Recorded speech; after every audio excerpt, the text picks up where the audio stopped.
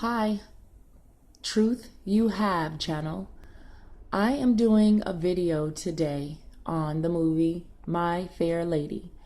This movie seems like a beautiful musical, but it is far from it.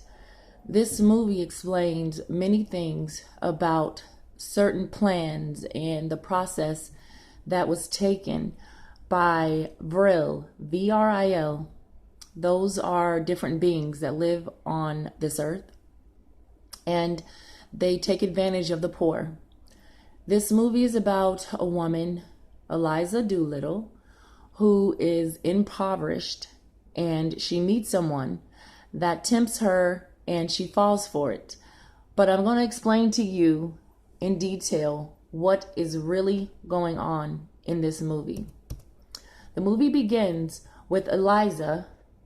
She is in this particular scene showing where she is, her status in life.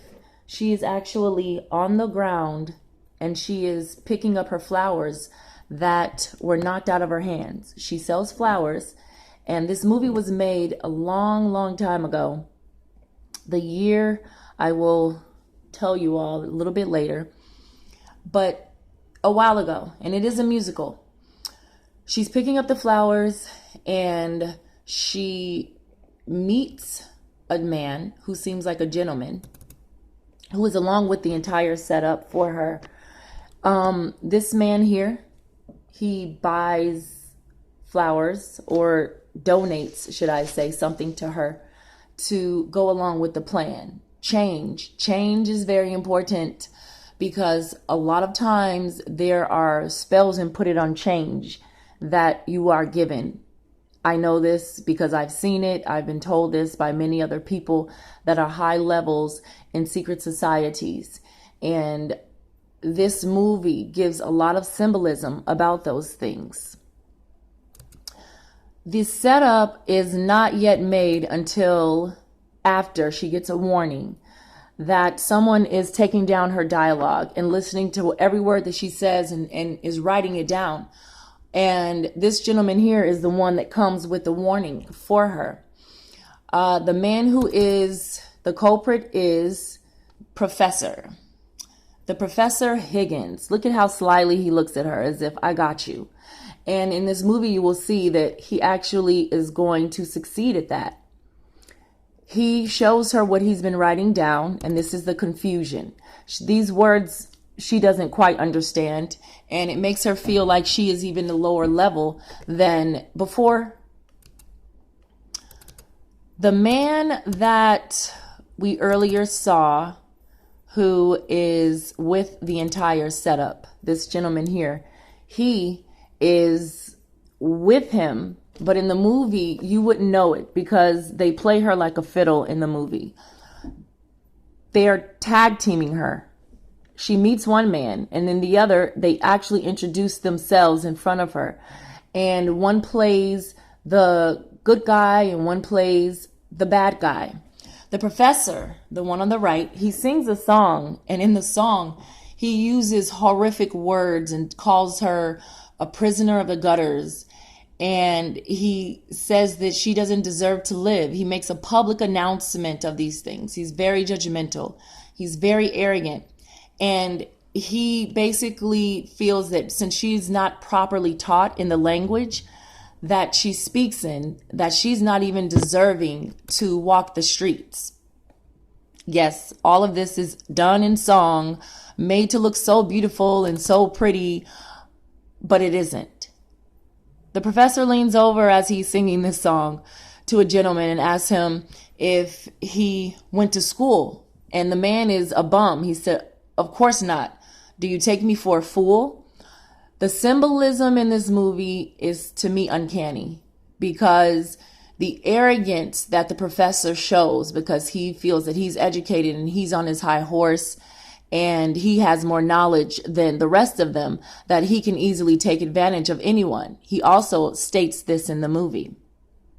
Now, this is a column that they're sitting under.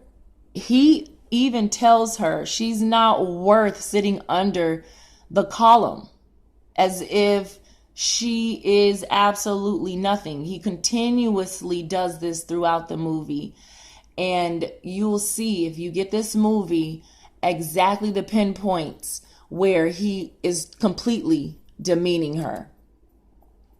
The words that he uses are irrational, and it just shows the level of uncare and unjust that people in society have for those that are impoverished.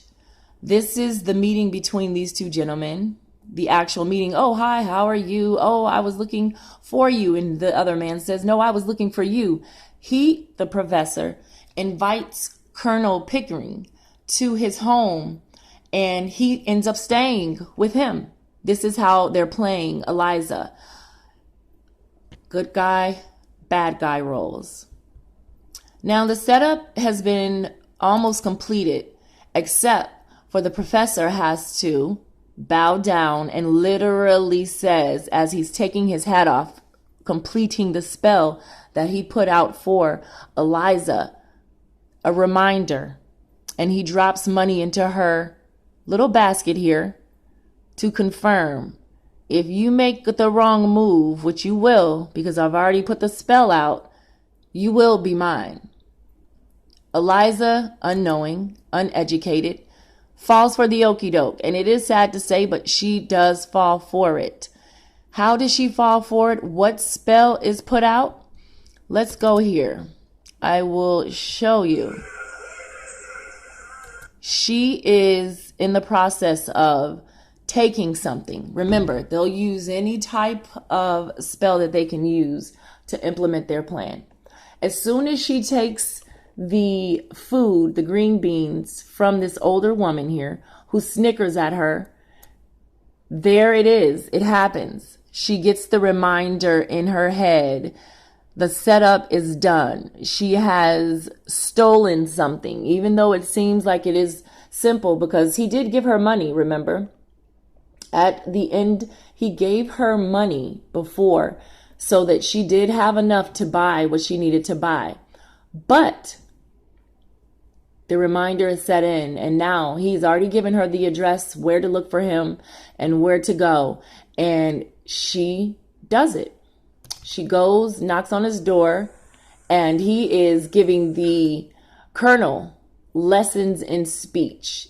The profession that the professor is in is linguistics, language. He teaches one how to speak. He has the ability to figure out where someone is from by their tongue, where they live, where they may have lived, everything. So he is a professional. He's a professor in what he does. This is some of the training that he is giving the colonel.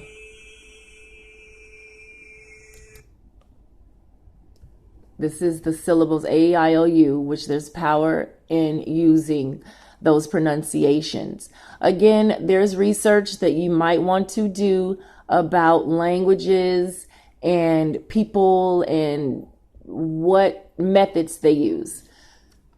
When Eliza gets there to his home, his maid describes Eliza in such a way that explains that she is really poor. And the professor says, of course, I want to see her if she's, in this state, because he knows that he could take advantage of her. And he does. She gets there and he's still playing her like a fiddle. Oh, I don't want you. I don't want to talk to you. But he changes his mind with the reverse psychology, while she herself unknowingly offers him money to pay for these classes, because she does want to become more educated. And she thinks that by this education, she can be a flower girl in a flower shop instead of selling flowers on the street. I will continue this video.